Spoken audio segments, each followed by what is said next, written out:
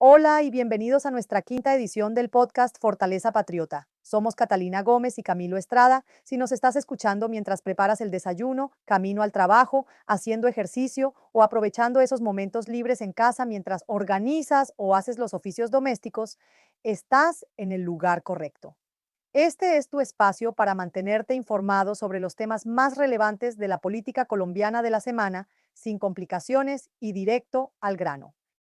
Sabemos que el ritmo de vida no siempre nos permite sentarnos a leer extensos análisis o ver largos noticieros, pero eso no significa que debamos desconectarnos de lo que está pasando en nuestro país.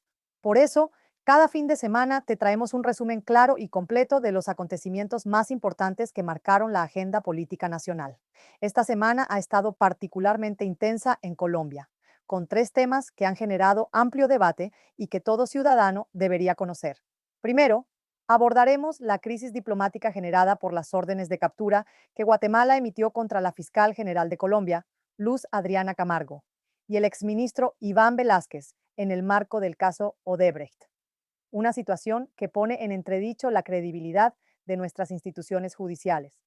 Segundo, analizaremos la polémica decisión del presidente Gustavo Petro de convocar una consulta popular sobre la reforma laboral mediante decreto presidencial, saltándose la aprobación del Senado, una medida que ha generado un rechazo generalizado, incluso de 28 expresidentes iberoamericanos, y que plantea serias dudas sobre la separación de poderes y el Estado de Derecho. Y tercero, hablaremos del impacto del decreto 0572 de 2025, una medida que muchos califican como una reforma tributaria encubierta. Este decreto aumenta significativamente las retenciones en la fuente para empresas y ciudadanos, afectando desde el sector agropecuario hasta la construcción, y que podría traducirse en menos empleo y mayores precios para todos nosotros. Así que ponte cómodo, sigue con tus actividades y acompáñanos en este recorrido por los acontecimientos que están definiendo el presente y el futuro de Colombia. Empezamos.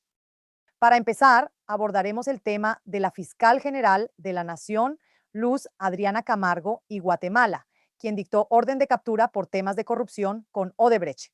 Dale clic al vínculo si deseas ver la noticia ampliada. Bueno, arrancamos con una noticia que, la verdad, tiene implicaciones fuertes. Guatemala ordena la captura de la fiscal general de Colombia, Luz Adriana Camargo, y también del embajador Iván Velásquez. Sí, una noticia de impacto. Y la razón que dan, su supuesta conexión con el caso Odebrecht cuando trabajaban allá en Guatemala. Exacto. Hoy vamos a tratar de desentrañar un poco esto, las acusaciones, las reacciones tan fuertes en Colombia y, bueno, todo el contexto, ¿no? Con base en la información que tenemos. ¿Vamos a ello? A ver, la Fiscalía Especial contra la Impunidad en Guatemala, la FESI, que la dirige Rafael Curruchiche, acusa a Camargo y a Velásquez de varios delitos. Hablan de asociación ilícita, obstrucción de justicia, colusión. Cargos bastante serios. Sí. Y el argumento central es que cuando estaban en la CITESIC, esta Comisión Internacional de la ONU, La Comisión contra la Impunidad, sí.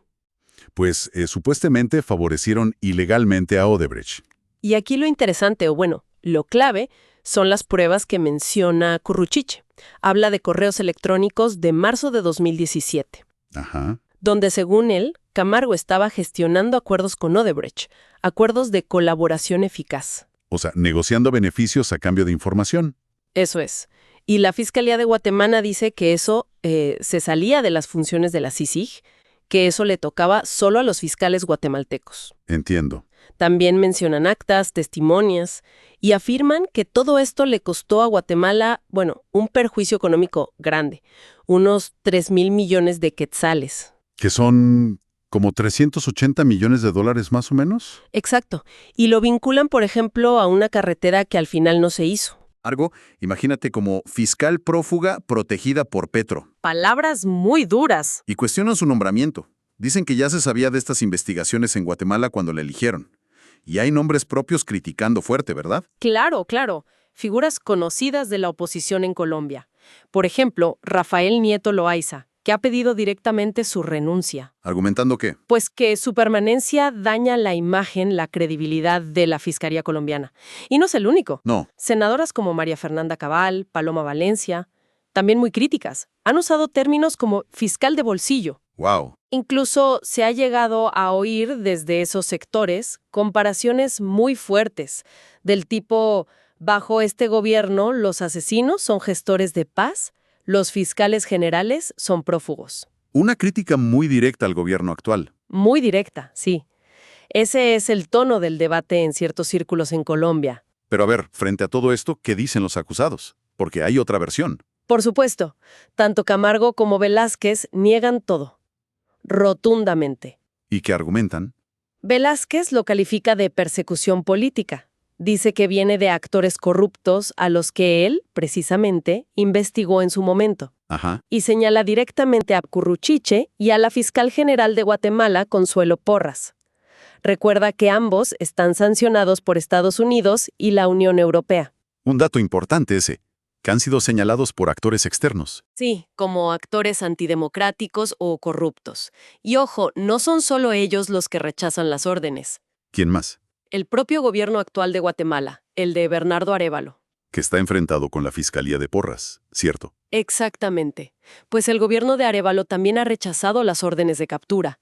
Dice que no tienen base legal, que violan el acuerdo de la CIGIG con la ONU. O sea, el gobierno del país que emite la orden la rechaza. Así es. Y hay que recordar el contexto. La CICIG, con Velázquez al frente y Camargo como pieza clave, investigó casos de corrupción muy sonados. Que involucraron a gente muy poderosa. Expresidentes, ministros. Eso generó unas tensiones enormes que llevaron al cierre de la CICIG en 2019. Claro. Y además, ya la ONU en 2023 había dicho que los exfuncionarios de la CICIG tienen inmunidad por actos de su función. Y parece que Interpol tampoco va a emitir circular roja. Entonces el cuadro es complejo. Por un lado, acusaciones formales de Guatemala con pruebas que ellos citan. Por otro, una reacción muy fuerte en Colombia desde la oposición, hablando de corrupción, de protección política. Sí. Y luego está la defensa. Los acusados negando todo, el gobierno actual de Guatemala rechazando las órdenes y todo este trasfondo de posible represalia política. Exacto. Es un choque de narrativas total. Acusaciones serias de corrupción ligadas a Odebrecht contra altos funcionarios colombianos por lo que hicieron en Guatemala. Ujú. Enfrentadas a la idea de que es una persecución política montada por fiscales que a su vez están cuestionados internacionalmente. Tal cual. Una situación muy, muy intrincada. Y bueno, quizá para cerrar dejamos una reflexión en el aire. ¿Qué pasa cuando la lucha internacional anticorrupción termina con acusaciones contra los mismos investigadores? Sobre todo si los que acusan también enfrentan señalamientos. Exacto. ¿Cómo se distingue con tanta política y fronteras de por medio una acción de justicia de una posible venganza o persecución? Una pregunta difícil. Para continuar, seguimos con el tema de la decisión del presidente Gustavo Petro de convocar una consulta popular sobre la reforma laboral mediante decreto presidencial, saltándose la aprobación del Senado. Recuerda, dale clic al vínculo si deseas ver la noticia ampliada. Hola. Hoy vamos a meternos de lleno en una controversia que está agitando bastante las aguas en Colombia. Resulta que el presidente Gustavo Petro anunció que va a convocar una consulta popular usando un decreto, o sea, sin esperar la luz verde del Senado.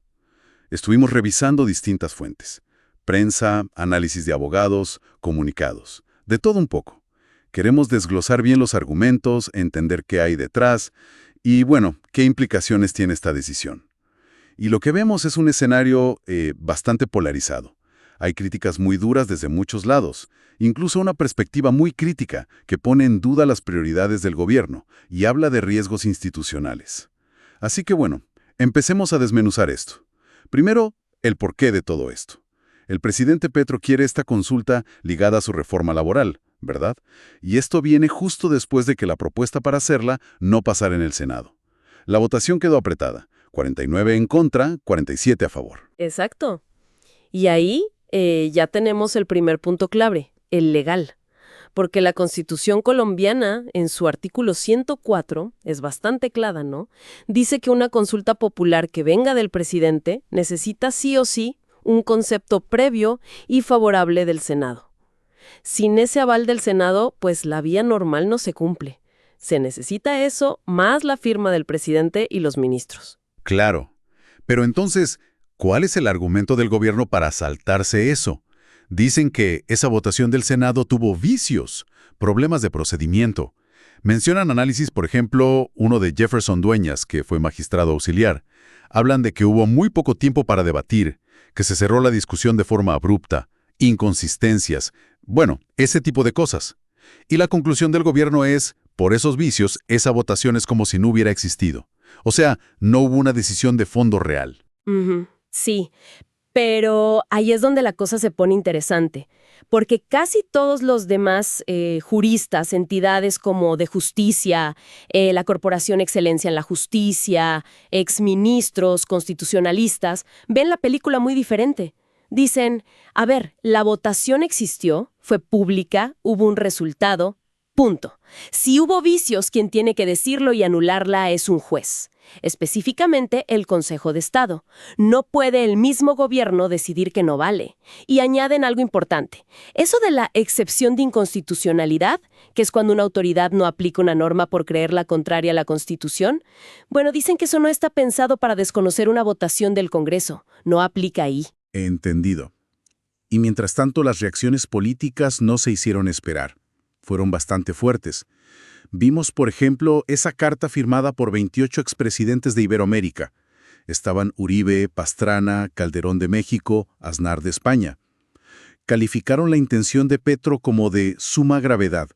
También se opusieron congresistas que se declaran independientes, organizaciones civiles como la misma SEG y hasta los gremios empresariales como la ANDI. Y es clave notar el tono, la dureza del lenguaje en algunas de esas reacciones, sobre todo las que vienen de la oposición y como lo refleja una de las fuentes que analizamos, con una perspectiva, digamos, más de derecha.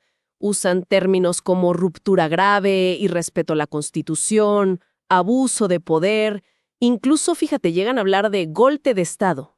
La acusación es que el Ejecutivo se está saltando la separación de poderes al ignorar al Senado.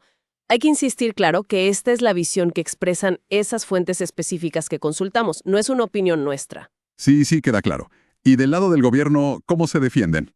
Pues básicamente apelan a dos cosas. Una, al poder del pueblo, lo llaman el constituyente primario, y dos, a que sienten que hay un bloqueo en el Congreso a sus reformas y esta sería una forma de superarlo. Pero, bueno, en medio de toda esta discusión legal y política, hay un tema no menor: la plata, el costo. Se estima que organizar esta consulta popular costaría más de 700,000 millones de pesos. Es muchísimo dinero. Justamente. Y sobre ese costo, encontramos una de las críticas más punzantes en el material que revisamos. Se cuestiona si tiene sentido gastar esa fortuna ahora con la situación fiscal como está. Hay déficit, se anuncian recortes fuertes. Mencionan ejemplos concretos, un recorte del 47% al ejército, problemas en la Fuerza Aérea, huecos en salud, en educación, y encima crisis humanitarias activas, como la del Catatumbo. Esta fuente que te digo califica la consulta en este contexto como un claro ejemplo de prioridades equivocadas. Otra vez, es la postura crítica de esa fuente. Entonces, ¿qué sigue ahora, en términos legales? ¿Qué podemos esperar? Pues mira, si el presidente firma ese decreto, lo más probable es que le lluevan demandas de nulidad ante el Consejo de Estado. Es casi seguro.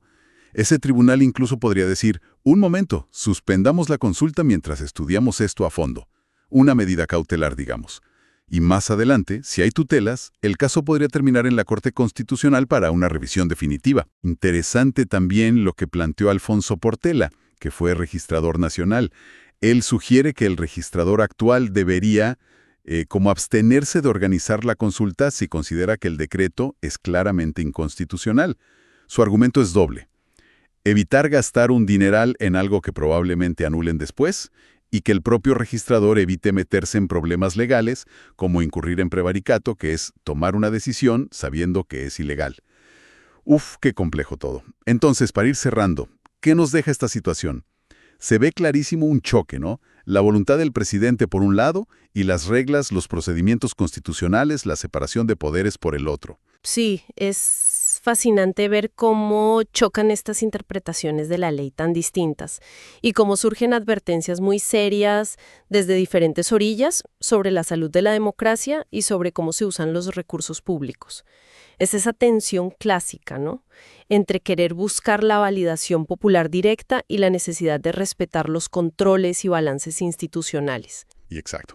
Y quizás la pregunta que queda en el aire para quienes nos escuchan es, en un escenario tan polarizado como el colombiano, ¿dónde se encuentra el equilibrio? ¿Cómo se balancea ese impulso de consultar al pueblo con la obligación de seguir las reglas del juego diseñadas para proteger el Estado de Derecho? Ahí queda la reflexión. Muchas gracias por acompañarnos hoy. Y para finalizar, seguimos con un tema no más light. Algunos de los sectores más golpeados con el nuevo decreto firmado por el presidente, nuevamente sin contar con el Congreso, para tener dinero del próximo año, o sea, impuestos anticipados. Dale clic al vínculo si deseas ver la noticia ampliada. Saludos. Hoy nos metemos de lleno, con el decreto 057 de 2025. Recién salido del horno, ¿no? Del Gobierno Nacional. Así es. Y por lo que se ve en las fuentes, análisis económicos, noticias, columnas, ha levantado bastante polvareda. Sí, bastante. Básicamente, este decreto le mete mano a cosas clave del sistema tributario. Hablamos de retención y autorretención en la fuente, específicamente. Correcto. Así que hoy vamos a ver qué cambia.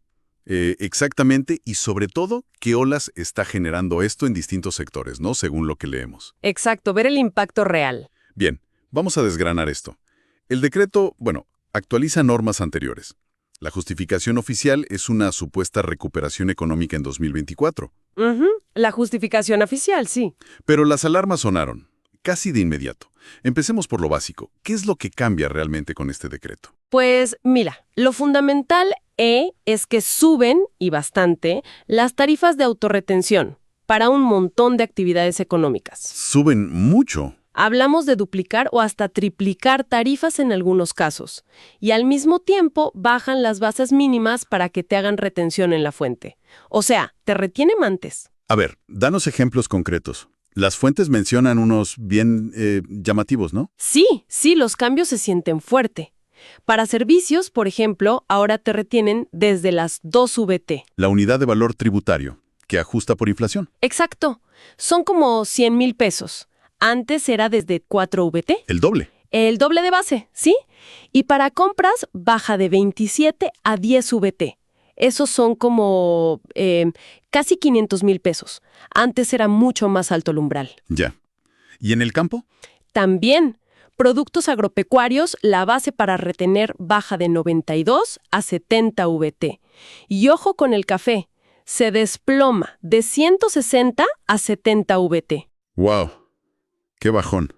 Tremendo. Incluso la compra de oro, la retención sube del 1% al 2.5%. Pero donde el golpe es más fuerte, yo diría, es en las autorretenciones. Imagina esto: construcción de viviendas, sector financiero, industrias culturales, educación. Saltan de pagar un 1.1% por adelantado a un 3.5%. Más del triple. Uf. Energía y gas, del 2.2% al 4.5%. El sector automotor, de 0.55% a 1.20%.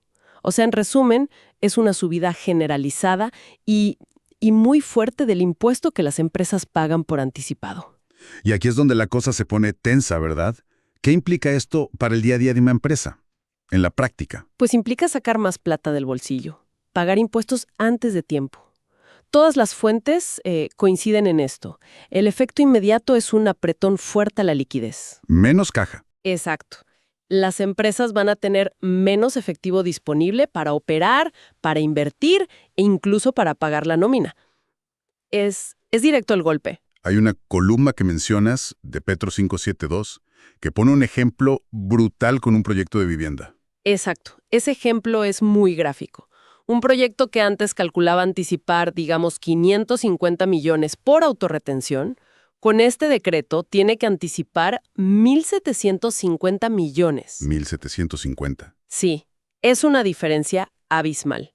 le pega directo a la caja. De hecho, Asopartes, el gremio de autopartes, advierte que esto podría llevar al cierre a empresas pequeñas del sector en 4 a 6 meses. Qué fuerte, 1.750 millones. Esa cifra como que ilustra la magnitud, ¿no? Totalmente. Y esa presión en la caja, me imagino, se siente distinto según el negocio. Las fuentes detallan preocupaciones bien específicas, por ejemplo, en la construcción. ¿Qué dicen? Así es. Camacol es el gremio de la construcción. Dice que esto les llega en el peor momento posible. Claro. Llevan 7 trimestres de caída, imaginas. Temen una caída adicional del 10% en ventas e inversión. Volver a cifras de 2012. Retroceder una década. Exacto. Y critican fuerte que el decreto asuma unas utilidades, presuma, ¿no? Del 10% en vivienda hasta 15.7% en obras civiles. Dicen que eso no tiene nada que ver con la realidad actual del negocio. No son rentables a ese nivel ahora. Eso argumentan ellos. Y por su lado, Asopartes, los de autopartes, lo tachan directamente de antitécnico. Antitécnico. ¿Por qué? Argumentan que las nuevas tasas no reflejan la rentabilidad real de su sector y que la medida ignora el efecto dominó negativo. Advierten de la posible pérdida de, 100,000 empleos. 100,000. Sí, y de que los repuestos se van a encarecer, brutalmente, porque el 85% son importados. Claro, trasladan el costo. Y ese mayor costo de retención, terminará pagándolo el consumidor. Dicen que se volverán impagables. Pero las críticas no se quedan solo en lo económico, ¿verdad? Van más al fondo, a la forma en que se hizo esto. Correcto. Varios análisis lo llaman sin rodeos una reforma tributaria encubierta. Así de claro. El punto clave es que se hizo por decreto, o sea, sin pasar por el debate y la aprobación del Congreso. Y esto, claro, siembra dudas sobre si es constitucional.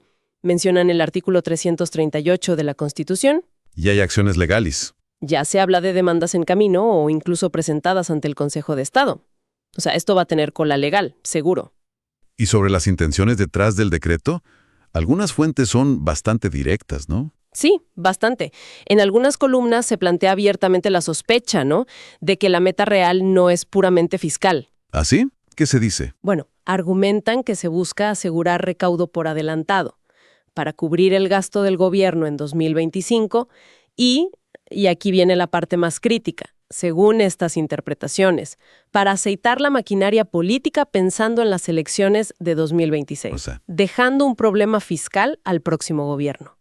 Se usan términos fuertes como politiquería, campaña disfrazada. entiendo. Hay que decir claro que esta es una lectura, una interpretación muy crítica, que está ahí en las fuentes que revisamos. No es una afirmación nuestra. Claro, es lo que dicen esas fuentes. Pero esa presión sobre la liquidez que mencionábamos antes, según estas voces críticas, es precisamente lo que alimenta esas sospechas sobre las motivaciones reales. Entendido. Entonces, si juntamos todas las piezas, ¿cuál es el panorama general para la economía según estos análisis? Los riesgos. Pues los riesgos que señalan son varios y preocupantes, la verdad. Un posible empujón a la inflación, sobre todo en alimentos y repuestos, como decíamos. Ujú. Un freno a la inversión privada, justo cuando se necesita reactivar la economía. Pérdida de competitividad para las empresas colombianas frente a las de otros países. Más carga administrativa también, ¿no? Sobre todo para las pymes. Exacto. Más papeleo, más control, justo para las que tienen menos capacidad para manejarlo. E incluso, y esto es delicado, podría incentivar a algunos a irse a la informalidad. O a buscar cómo evadir. Claro, para no asumir esta carga financiera tan fuerte y repentina. En resumen, entonces, tenemos un decreto que se presenta como un ajuste técnico, ¿verdad? Ajá. Pero que ha provocado una verdadera tormenta de preocupación en el mundo empresarial. Lo ven como una medida que ahoga la liquidez, que desincentiva la inversión. Sí. Y según las voces más críticas que hemos visto, se implementó saltándose el debate legislativo necesario y quizás con otras intenciones bajo la manga. Lo fascinante aquí, o preocupante, es ver esa tensión tan clara, ¿no?, entre la necesidad del Estado por recaudar fondos. Que es legítima, claro. Es legítima, por supuesto. Pero por otro lado está la realidad financiera, la capacidad de aguante, digamos, de las empresas y los ciudadanos, que al final son quienes sienten el impacto directo en el bolsillo. Sí, totalmente. Y queda una pregunta flotando, ¿no? Basada en esas críticas sobre la falta de diálogo, de debate. Ujú. ¿Qué, qué señal manda a esta forma de implementar cambios tributarios tan fuertes? ¿Qué mensaje sobre la confianza y la futura relación entre el gobierno y los sectores que mueven la economía del país? Es una buena pregunta. Un tema al que, sin duda, habrá que seguirle la pista muy de cerca. Y hasta aquí llegamos con el análisis de esta semana cargada de acontecimientos políticos que sin duda seguirán generando debate y tendrán consecuencias en los próximos días. Como siempre, te invitamos a que formes tu propia opinión sobre estos temas. La democracia se fortalece cuando los ciudadanos estamos informados y participamos activamente en el debate público. Si este contenido te ha sido útil para mantenerte al día mientras realizabas tus actividades, no olvides compartirlo con familiares y amigos que también quieran estar informados. Y recuerda que nos encuentras cada fin de semana con un nuevo análisis de la actualidad política nacional. Mantente atento a los desarrollos de estos temas durante la semana, especialmente a las decisiones judiciales sobre la consulta popular y el decreto tributario, así como a las reacciones diplomáticas en el caso de las órdenes de captura desde Guatemala. Somos Catalina Gómez y Camilo Estrada. Gracias por acompañarnos y por hacer parte de esta comunidad informada. Nos escuchamos la próxima semana con más análisis y las noticias más relevantes de la política colombiana. Que tengas una excelente semana y mantente informado. Fortaleza Patriota, episodio 5. Tu ventana a la política colombiana, donde la verdad se defiende.